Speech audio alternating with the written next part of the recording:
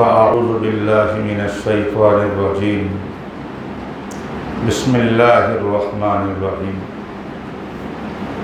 والذين يكنزون الذهب والفضة ولا ينفقونها في سبيل الله فبشرهم بعذاب أليم صدق الله العظيم।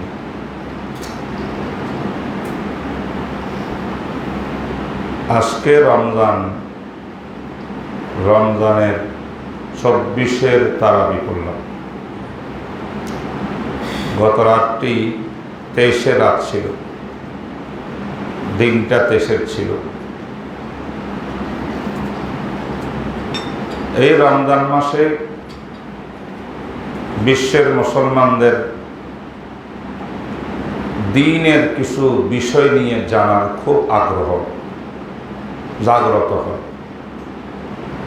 রমজান মাস ছাড়া কিন্তু অন্য সময় এত আগ্রহ দেখা যায় না। এই বিভিন্ন মাসলার মধ্যে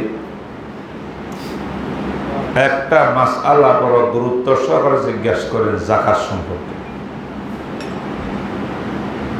যেখানে আপনারা এখন আমাকে যাকাত সম্পর্কে জিজ্ঞাসা করছেন, আজকে আপনাদের কয়েকটি জিজ্ঞাসার উপরে আমার সংক্ষিপ্ত বক্তব্য, যাকাত নিয়ে বক্তব্য।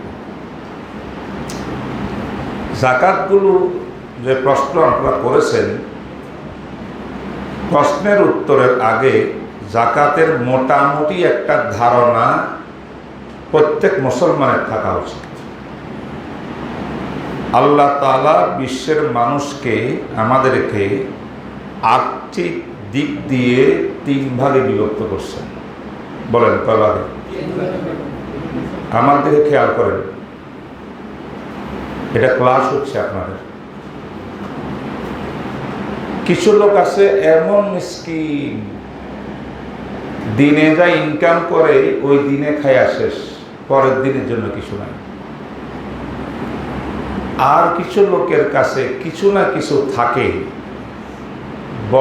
মাস শেষ হইলে পরে নিজের ঘরের অধীনস্থ ব্যক্তিদের খরচ বরচ সব কিছু খরপোশ বহন করে দেখা যায়, আর কিছু থাকে না, কিছু থাকে না।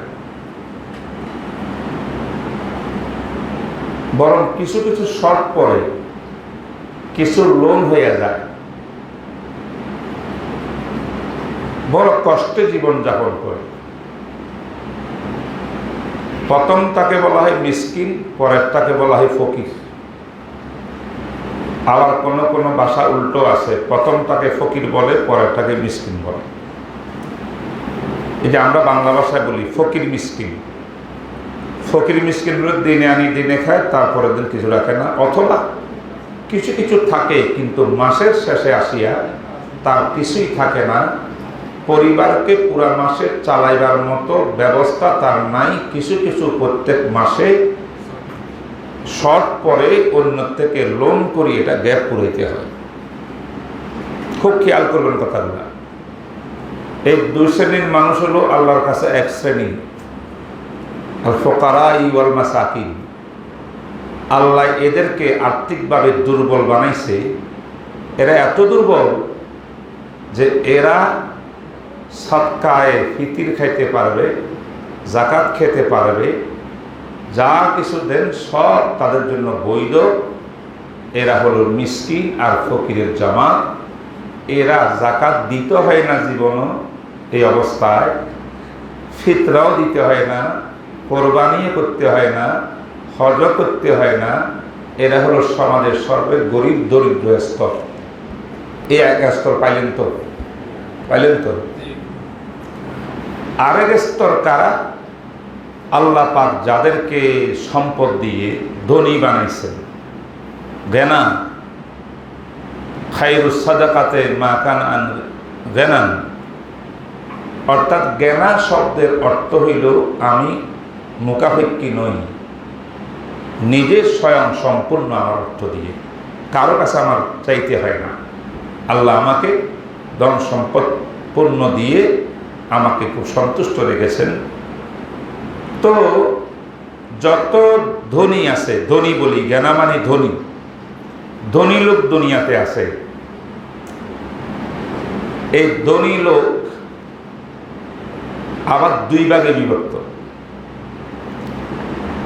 একটা হলো বড় নেশাবের মালিক ধনী, আর একটা ধনী হলো ছোট নেশাবের মালিক। এই দুটা শব্দ মনে রাখিয়েন, কি বলছি? বড় নেশাব, ছোট নেশাব। এটা বড় সুন্দর জিনিস, বুঝলে খুব ভালো হবে পুরা জীবনের জন্য। বড় নেশাবের অর্থ হইল, বড়টা আগে বুঝি, যেই ব্যক্তির কাছে যাকাত যোগ্য সম্পদ আছে। মনে রাখবেন, আল্লাহ পাক সমস্ত সম্পদের উপরে যাকাত রাখে নাই। হীরা মণি মুক্তা আপনার ঘরে আছে, ডায়মন্ড আছে, বড় দামি দামি কোটি কোটি টাকা, বাহ, ঘরে ফেলে রাখছেন, আল্লাহকে যাকাত নেই। যাকাত নির্ধারিত কয়েক বস্তু: ক্যাশ টাকা, ব্যবসার পণ্য, স্বর্ণ, রূপা, আর একটা গবাদি পশু। আমার দেশে পশুর এরকম নাই। যাকাত দেওয়ার জন্য যে ধরনের পশুর দরকার, মনে করেন যে গরু, মহিষ, ওঁট, ছাগল, ভেড়া, দুম্বা, এই 3 প্রকারের পশুর উপরে যাকাত আছে। যদি পশুগুলো কেমন হয়, যে মালিকে ঘরের থেকে ছেড়ে দেয়, রাস্তাঘাটে, বিলে, জঙ্গলে নিজে নিজে নিজের খায়া পেট ভরি ঘরের মধ্যে আসিয়া শুই থাকে, তার পিছনের মালিকের কোনো কি নাই, 1 পয়সাও খরচ নাই। হে খালি ইনকাম দেয় মালিককে, বাচ্চা দিয়া একটার পর একটা এই করে বড় হয়। 40টা ছাগল হইলে ন্যূনতম 40টা ছাগল হইতে হবে, তখন তার উপরে যাকাত ফরজ। 5টা ওঁট হইতে হবে ন্যূনতম, তার উপরে যাকাত ফরজ, এর নিচে যাকাত নেই। 30টা গরু হইতে হয়, মহিষ হইতে হয়, এর নিচে যাকাত নেই। তো এই 3টা পণ্যের জন্য, 3 ধরনের পশুর জন্য 3টা নেশাব, এটাকে নেশাব বলে। বকরি 40টা নেশাব, ওঁটের 5টা নেশাব, গরু 30টা নেশাব। এটা হলো যেই নেশাবে যে সম্পদ, যে পরিমাণ উঠলে সম্পদের মালিকের উপরে যাকাত ফরজ হয়, তাকে নেশাব বলা হয়। তো আমাদের এই সমস্ত দেশে কিন্তু এরকম ব্যবস্থা নাই। আগে আরব দেশে ছিল এইরকম পশুপালন। তো একটা সাবজেক্ট পশু, আমি সেদিকে যাব না, আমার দেশে এটার কি বেশি প্রয়োজন নাই। কিন্তু বাকি 4টা জিনিস আছে। ব্যবসায়ী ভাই, আমার এখানেও অনেকজন ব্যবসা করেন, আপনারা বিজনেস আছে, ক্যাশ টাকার অধিকারী আছে, স্বর্ণের মালিক মহিলারা অনেক, কেউ রূপার মালিক, রূপা দিয়া সিলভার দিয়া বিভিন্ন গয়নাপত্র বানাইয়া ব্যবহার করে শৌখিন মহিলারা। এই 4টা জিনিস আমরা বুঝে লই, একদম সহজ। সেটা হলো, যে ব্যক্তি, নারী হোক আর পুরুষ হোক, তার মালিকানায়, অধীনস্থে, নিয়ন্ত্রণে, মালিকানায় স্বর্ণ আছে, আর কিছু নাই। আর কিছু নেই মানে বুঝছেন, যাকাত যোগ্য আর কিছু নেই। অন্য কিছু থাকতে পারে, জমিন আছে, বাড়ি আছে, গাড়ি আছে, থাকতে পারে, টাকাও নাই, ধরেন রূপাও নাই, ব্যবসাও নেই, শুধু স্বর্ণ। অনেক মহিলারা স্বর্ণের গয়নার মালিক, কিন্তু বেচারের কাছে টাকা নেই, টাকা সব স্বামীর হাতে, স্বামী মালিক, ব্যবসা করে স্বামী, এই বেচারি স্বর্ণ নিয়ে বসে রয়েছে, সে স্বর্ণ ব্যবহার করে। তো স্বর্ণের যদি শুধু মালিক হয়, অন্য কোনো পণ্য যদি তার সাথে না থাকে, ইসলাম পরিষ্কার বলেছে, ইশরুনা মিসকালান আও দিনারান, 20 মিসকাল, 20 দিনার এটা হলো স্বর্ণের নেশাব। হাদিসের ভাষা 20 দিনার, হাদিসের ভাষা 20 মেসকাল। পরবর্তীতে এটাকে হিসাব করে দেখা গেছে 7.5 ভরি স্বর্ণ। 20 দিনার কত বলেন? 7.5 ভরি স্বর্ণ। 20 মিসকাল কত? একই কথা। 7.5 ভরি স্বর্ণ বর্তমান আপনার স্বর্ণের জুয়েলার্সে গেলে বড়িও আজকাল উঠে গেছে, এটা তো পুরান হয়ে গেছে, এখন আধুনিক যুগ, মডেল। এখন এখন গ্রামে বিক্রি হয়, গ্রাম। 87 গ্রামে, নির্ভরযোগ্য সূত্রে 87 গ্রাম হয় 7.5 ভরি স্বর্ণ। এটাকে হাদিসের ভাষায় 20 দিনার, হাদিসের ভাষায় 20 মিসকাল। এটা হলো স্বর্ণের কি বলে নেশাব। বুঝতে পারছেন কিনা? এখন যেই মহিলার কাছে স্বর্ণ আছে 7.5 ভরি, আমাদের মা বোনেরা বড়ি বুঝে আপনার, বা 87 গ্রাম স্বর্ণ, সেই মহিলা জাকাত দিতে হবে প্রতি বছর বছর 1 ইঞ্চি কয়েক গ্রাম কম হইল তার উপরে জাকাত নেই। একবারে কাটায় কাটায় 87 গ্রাম বা 7.5 ভরি স্বর্ণ, 7 ভরি হইল জাকাত ফরজ হবে না, 7.25 ভরি হইল জাকাত ফরজ হবে, 7.5 ভরি হইল জাকাত। এইটা হলো স্বর্ণের নেশাব। বুঝলেন তো? এবার আসেন, কোন মহিলার কাছে শুধু রূপা, রূপার অলঙ্কার টলঙ্কার বহু কিছু আছে, আর কিছুই নেই। আবার বলছি, আর কিছু নাই মানে জাকাত যোগ্য সম্পদ আর কিছু নেই। একক সে শুধু কিসের মালিক? তার জন্যে শরীয়তের ভাষায় মিয়াতা দেরহামি, 200 দেরহাম। কত? 200 দেরহাম। 200 দেরহাম 40 উকিয়া। এটা হাদিসের শব্দটা মনে রাখবেন, 40টা উকিয়া। প্রত্যেক উকিয়ার অর্থ 40 দেরহাম। তো 5টা উকিয়া, ভুল বলছি আমি, 5টা উকিয়া। প্রত্যেক উকিয়া কত? 40 দেরহাম। তো 5 40-এ কত হবে? সোজা হিসাব। হাদিসের ভিতরে 200 দেরহামও আছে, আবার খামসাতু আউসুক, 5টা উকিও আছে। এইটাকে পরবর্তী হিসাব করে দেখা গেছে কত? রূপা 52.5 তোলা রূপা। কত? 52 তোলা রূপা। আর 52 তোলা রূপাকে হিসাব করলে বর্তমানে 612 গ্রাম। কত? কত? 612 গ্রাম। এটা রূপা।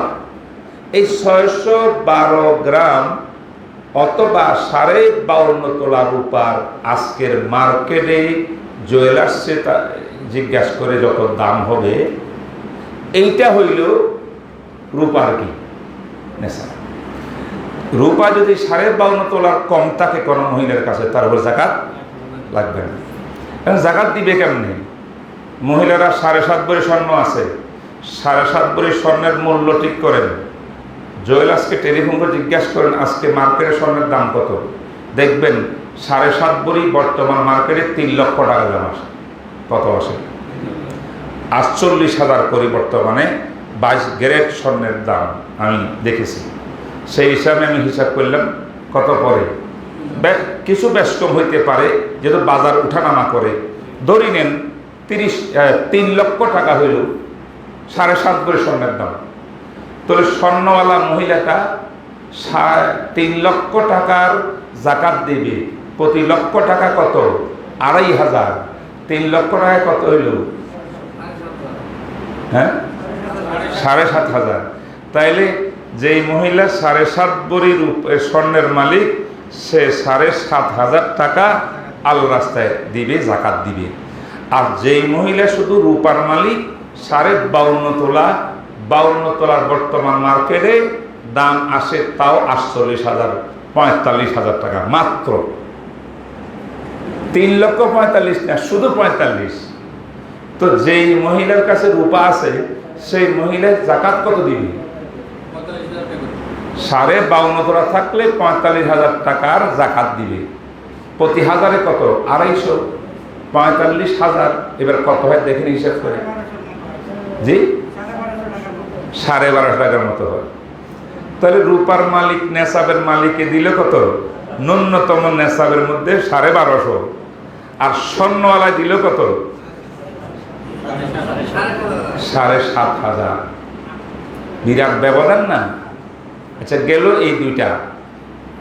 এখন আমাদের মা বোনদের প্রশ্ন, যার কাছে 7.5 ভরি বা তার অধিক স্বর্ণ আছে তার মালিকানায়, যত ভরি হোক, প্রত্যেক ভরি যদি আপনার 48,000 টাকা করে বর্তমানে হয়, তাইলে যত ভরি আপনার কাছে আছে 48,000 টাকার দাম ধরিয়া আপনি যা মূল্য হবে, 3 লাখ হোক, 6 লক্ষ হোক, 10 লক্ষ হোক, 20 লক্ষ হোক, স্বর্ণের পরিমাণে বাড়বে। আমি তো ন্যূনতম সর্বনিম্নে যেটা সেটার কথা বললাম, 7.5 ভরি। এই দুইটার মধ্যে কোনো ইয়ে নেই। এই দুইটা ক্লিয়ার হলো কিনা? ক্লিয়ার কিনা? এখন যাদের কাছে ক্যাশ টাকা, এবার আর একটা পণ্যের নাম কি জাকাতের? ক্যাশ টাকা। ক্যাশ টাকার একটা নেশাব আছে। আগে বুঝতে হবে ক্যাশ টাকা কাকে বলে। এটার ভিতরে আপনাদের অনেকের প্রশ্নের উত্তর হয়ে যাবে। ক্যাশ টাকা মানে আমার পকেটে টাকা আছে, এটাও ক্যাশ টাকা। আমার বাসায় আলমারিতে টাকা আছে, এটাও টাকা। আমার অফিসের ক্যাশে আছে, এটাও টাকা। আমার ব্যাংক অ্যাকাউন্টে আছে টাকা, এটাও টাকা। আমি বন্ড কিনে রাখছি 10 লক্ষ টাকা। বন্ড হলো কাগজ, এই কাগজের পিছনে কিন্তু টাকা। 10 লক্ষ টাকার বন্ড কিনছি, সরকারি সরকারি প্রাইস বন্ড বা যে কোনো বন্ড, এটাও টাকা। শেয়ার কিনছি, আবার শেয়ার দুই কারণে কিনা হয়। কেউ শেয়ার কিনে দাম বাড়লে পরের বাজারে বিক্রি করে ফেলব, শেয়ারের ব্যবসা করে, এটাই বেশি। আর কেউ শেয়ার কিনে, যে কোম্পানি শেয়ার কিনলো সেই কোম্পানি সে একজন শেয়ার হোল্ডার হবে। সে কোনো এটা বিক্রি করবে না, সে কোম্পানির ওই অংশের মালিক হইয়া কোম্পানির থেকে আপনার বেনিফিট নিবে, সে কোম্পানির অংশীদারিত্ব। ওইটা ব্যবসার হিসাব যেমন করি, যে শেয়ার কোম্পানির শেয়ার হোল্ডার হওয়ার জন্য শেয়ার কিনছে, সেই ব্যক্তিরও একই হিসাব। হিসাবটা কোনটা? ব্যবসার মালের যে হিসাব, বলেন ব্যবসার মালের যে হিসাব, ওই শেয়ার ক্রেতারও সেই হিসাব, যে শেয়ার কিনছে কি জন্য? না, কোম্পানির অংশীদারিত্বের জন্য, বেনিফিট পাওয়ার জন্য। গেল ওইটা, তো ওদিকে চলে গেল ব্যবসার মালের মধ্যে। তো যারা নাকি মুহূর্তে মুহূর্তে কোম্পানি নিয়ে বসে আছে, কোন শেয়ারের দাম বাড়তেছে, কোনটা কমতেছে, মুহূর্তের ভিতরে কম্পিউটারে বসিয়ে আবার বিক্রি করে ফেলতেছে, এই যেটা রানিং ব্যবসার জন্য শেয়ার করে, এইটাও কিন্তু আপনার কাছে টাকা।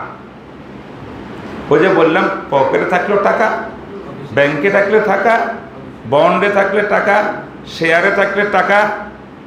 অর্থাৎ টাকা ক্যাশ হোক অথবা টাকার এগেনিস্টে কোনো কাগজ হোক, যেটা যে কোনো সময় এটা হস্তান্তর করি আপনার টাকাকে আপনি ক্যাশ করতে পারেন, এই সবগুলো বিষয় হইল টাকা, টাকা, টাকা, নগদ টাকা, নগদ অর্থ। বুঝতে পারছেন? তাহলে ক্যাশ টাকার মানে শুধু পকেটের টাকা? কাগজও টাকা দিন, কাগজও কি? আল্লাহু আকবার, আল্লাহু আকবার। বড় বড় কোম্পানিরা দোকানে মাল দিয়ে গেছে, দোকানদারে দস্তখত দিয়ে দিছে তার খাতার ভিতরে। সে কোটি টাকার পাওনাদার বিভিন্ন দোকানদারের কাছে, বুঝেন নাই? তো কোম্পানির কাছে কি আছে? কাগজ কতগুলো আছে, রসিদ, যে আমি অমুক কোম্পানির থেকে অমুক দোকানে এত পাই, অমুক দোকানে এত পাই। এটা ক্যাশ টাকা। এটা কি ক্যাশ টাকা? কেন ক্যাশ টাকা?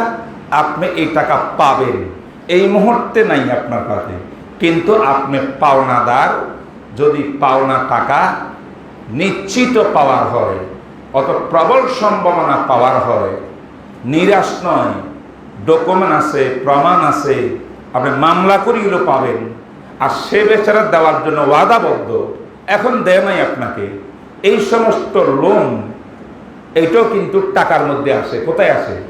টাকার মধ্যে আসে। তবে যেই লোন দিছেন পাবেন কারোর কাছে, হয়তো টাকা দিছিলেন উদাও হয়ে গেছে, পাওয়ার আর সম্ভাবনা নেই, অথবা কোনো মাল বিক্রি করছিলেন, আপনার টাকা পাও না, সেগুলো আমি টাকা দেবো না, আপনার ডকুমেন্ট চাইছে, ডকুমেন্ট নাই, মামলা করতে পারবেন না, তাকে প্রভাব খাটাইয়া পুলিশ দিয়ে ধরাইতেও পারবেন না, সেও দিতে রাজি না, এমন যদি হয় তাহলে এইটার ব্যাপারে যাকাত দেওয়া লাগবে না। যদি আল্লাহ কোনোদিন এই টাকা হস্তান্তর আপনার হাতে দেয়, সেই দিন থেকে এইটার যাকাতের হিসাব আরম্ভ হবে। কথাটা বুঝেছেন? এইটা ছাড়া যত ধরনের পাওনা টাকা, হয়তো পণ্যের এগেনিস্টে পাবো, অথবা লোন নিছে আমার থেকে, ক্যাশ টাকা নিছে, আমি পাও না, এই সব রকমের লোন যেটা পাওয়ার নিশ্চয়তা আছে, অথবা প্রবল সম্ভাবনা আছে, ডকুমেন্ট আছে, সেটা আইন আদালত করলে পাবেন, এই টাকা মার যাওয়ার মতো নয়, এমন পাওনা যেগুলো, এগুলো ক্যাশ টাকার অন্তর্ভুক্ত, এইগুলা সব যাকাত আপনি দিতে হবে। কিন্তু শরীয়তে বলছে একটু যে এই ধরনের লোন যেগুলা মানুষের হাতে রয়েছে, যদি আপনি আজকে যাকাত দিবেন, যদি আজকে আপনার যাকাত না দেন, অনুমতি আছে, এই টাকা যখন আপনি পাবেন ৫,০০০ থেকে ১ বছর পরে, ২ বছর পরে, তখন যাকাত দিবেন। দিবেন যে আজকের যাকাতও দিবেন, আজকের এই বছরের যাকাত দিবেন, অতীতের সব বছরের যাকাত আপনি একসঙ্গে দিতে হবে টাকাগুলো পাওয়ার পরে।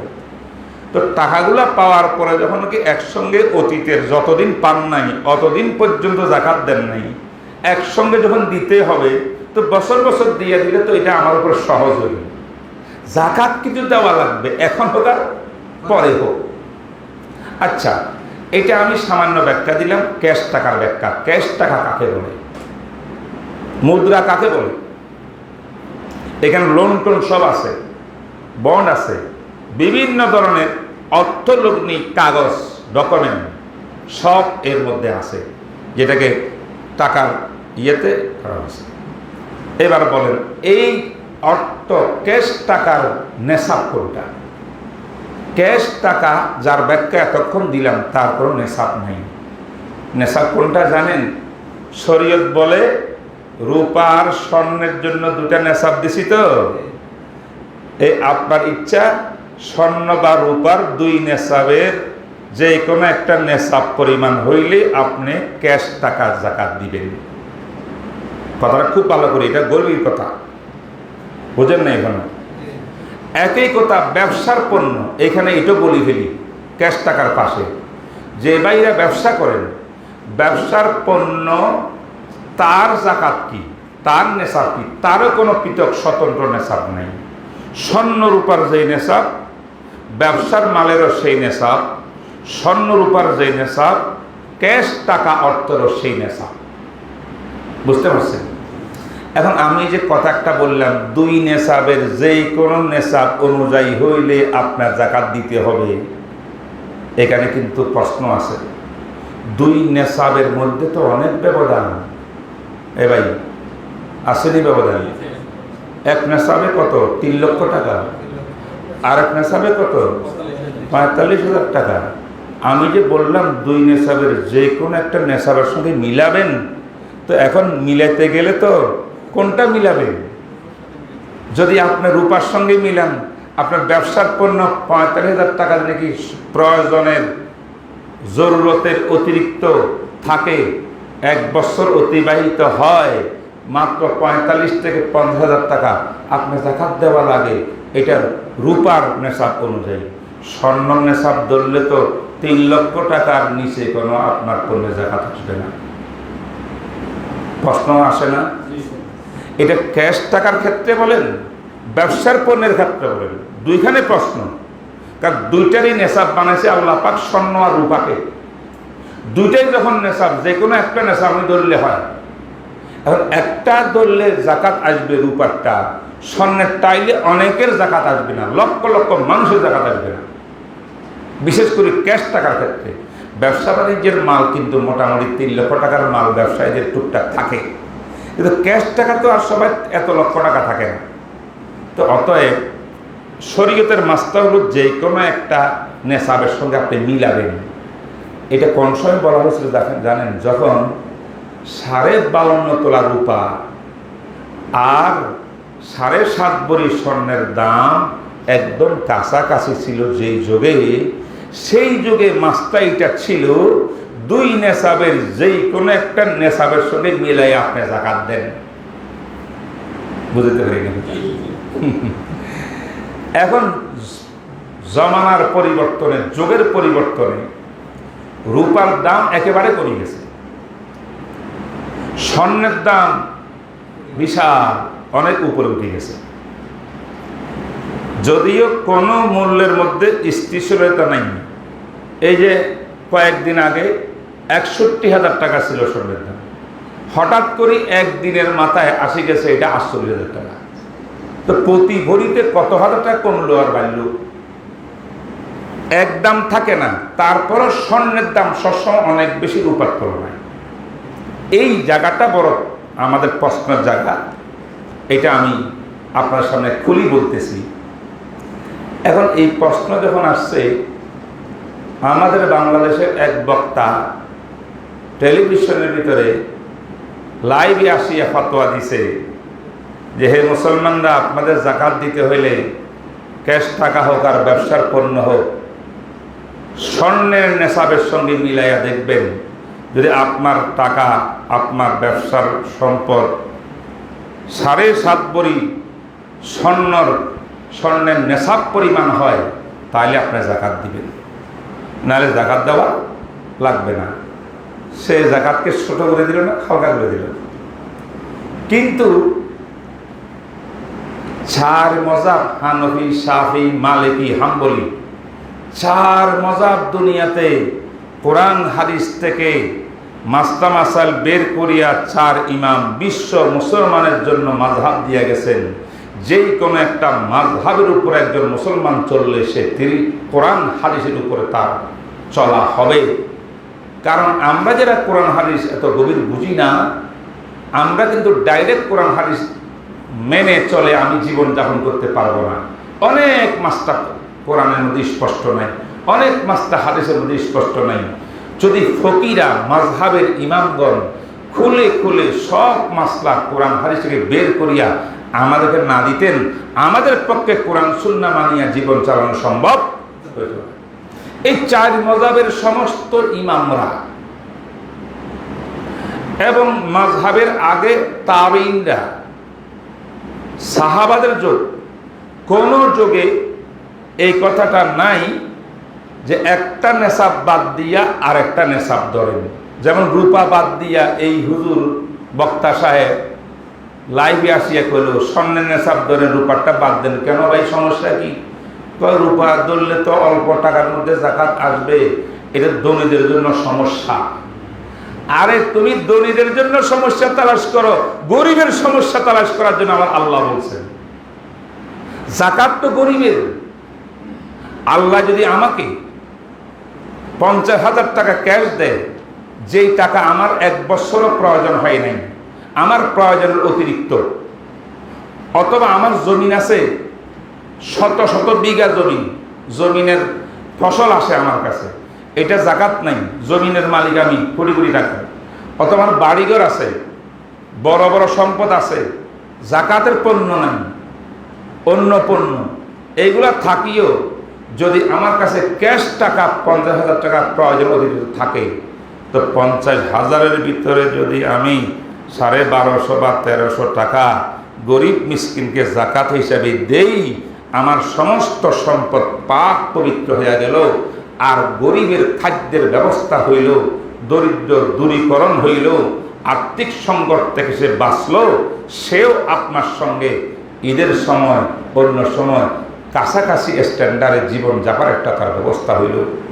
আপনি ফুকাহে কেরাম সমস্ত ফকিগণ বলেছেন আন ফাউলিল ফোকারা, জাকাতের হিসাব নিকাশ, সৎকায় ফিতির হোক আর জাকাত হোক, জাকাতের হিসাব নিকাশের ভিতরে যেটা গরিবের জন্য সবচেয়ে বেশি উপকারী কল্যাণ, সেই হিসাবটা আপনাকে ধরতে হবে। আর আপনি এখানে আসিয়া ধনীদের প্রতি অনুগ্রহ দেখাইয়া বললেন যে স্বর্ণের নেশাব দেখবেন, রূপার নেশাব দেখবেন না, এটা কোনো শরীয়তে নাই। যেই সময় বলেছিল যে কোনো একটা ধরলে হয়, তার অর্থ এই নয় যে একটা বাদ দিয়ে আরেকটা ধরা, দুইটা নেশাবের যে কোনো একটা দরিয়া আপনি জাকাত হিসাব করেন, এর মতলব কি জানেন? দুইটা নেশাবেই কাছাকাছি। সেই জন্য যখন আজকের মার্কেটে আকাশ পাতাল ব্যবধান হয়ে গেছে স্বর্ণ আর রূপার মধ্যে, 3 লক্ষ আর 45, তাহলে এখন আপনি কোনটা ধরবেন? সমস্ত মজাবের ফকিগণ স্পষ্টভাবে কথা, এটা সাহাবীদের বর্ণনার মধ্যে এসেছে, হাদিস থেকে এটা বুঝে আসতেছে, অনেক হাদিসও এটা প্রমাণ দিচ্ছে। যেটা আপনার মাল হিসাব করবেন ক্যাশ টাকা, হিসাব করতে করতে করতে দেখেন স্বর্ণ রূপার যেটার স্কেলে মানদণ্ডে গিয়ে আপনার জাকাত আসবে, সেটা অনুযায়ী আপনি জাকাত দিয়ে দেন। তাইলে যদি একজন মানুষ সম্পদ হিসাব করতে করতে 50,000 উঠলো, আপনি বলেন 50,000 টাকা থাকলে একটা নেশাব পূর্ণ হইল কিনা? কোনটা? এটা রূপা। কিন্তু স্বর্ণটা পূর্ণ হয় নাই। স্বর্ণটা পূর্ণ হইতে হলে আর কত লাগবো? 2.5 লক্ষ টাকা লাগবো। আরো কথা বলেন না? এই 2.5 লক্ষ টাকা না আসা পর্যন্ত 1 লক্ষ, 1.5 লক্ষ, 2 লক্ষ, 2.5 লক্ষ, 3 লক্ষ টাকা পর্যন্ত মানুষের অতিরিক্ত সম্পদ পড়ে রয়েছে। এই হুজুরের ফতোয়া অনুযায়ী তারা কেউ জাকাত দেওয়া লাগবে না। আর ইসলাম কোরআন সুন্নাহয় বলে যে না, তুমি গরিবের প্রতি সহায় হয়, আল্লাহ তোমার মালের ভিতরে গরিবের অধিকার আর হক রেখেছে। এটা গরিবের অধিকার, এটা ভিক্ষা না। তাই এই 2 নেশাবের যদি ব্যবধান হয়, তোমার দায়িত্ব হলো 2 নেশাবের যেই নেশাব অনুযায়ী তোমার টাকা উত্তীর্ণ হইল, সেটা অনুযায়ী তুমি জাকাত দাও। তবে আমরা এখন স্বর্ণের নেশাব অনুযায়ী তাড়াতাড়ি নেশাবের উপযুক্ত হব না রূপার নেশাব অনুযায়ী? এই কারণে ইবাদতের ক্ষেত্রে সাবধানতা থাকা এটাও জরুরি। গরিবের কল্যাণ এটা দেখাও জরুরি। এবং হাদিসের এবং সাহাবায়ে কেরামের বিভিন্ন নস থেকে এটা এসেছে, যেইটার ভিত্তিতে তুমি প্রথম জাকাতের নেশাবের মালিক হইবা, সেটা অনুযায়ী তুমি জাকাত দাও।